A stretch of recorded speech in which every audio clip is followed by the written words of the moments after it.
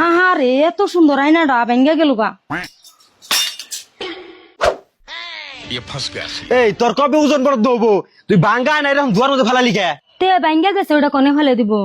এনে তো পুলান খেলাবে নিছে এই ভাঙ্গা আয়নার মধ্যে যদি এনে পুলানে পাড়া দেয় তাইলে তো পাও কাটবো। একটু ওজন বড় ধরে কি ফেলান যায় না? হ হাসাই তো। আসলে না তুমি সাধারণ কথা নিয়ে কেস কেস করো। আসলে তোমার আসলে লালসি তো তাই তোমার কাছে সব সাধারণ লাগে। আমি গেলাম বাজার থেকে আহি। বুঝি আপনি তুমি এইরকম এই সাধারণ একটা আইনা নিয়ে আপনার লগে এইরকম ব্যবহার করলো। দুয়ার মধ্যে আয়না ভাঙ্গা ফেলাইছি দেখে ফুলানের যদি পাও কাটে। তাই কি তাও তো আঙ্গটা এইরকম করবার সাহস পাবো না। আসলে কি আপনি কিছু কন্যা দেখে তাইতে আপনার লগে এইরকম করা হারে। কথা তো ঠিকই, আবার কিছু নিয়ে কেস কেস করলে এলো খালি। रुको जरा सबर करो।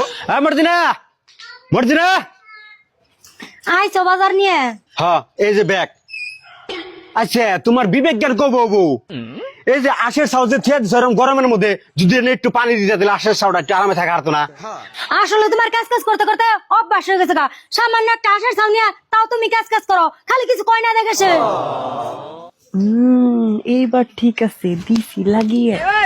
এই, আস্তে আস্তে তর্ক করা শিখতেছ না একটা থাউর একদম। কি সাহস থাকলে দশে থাবর। সে দিশা পাইলাম, মানুষের বুদ্ধি হুনুন যাবো না, হুনলে খালি মায়ের খান লাগে। प्यारी समझ गई।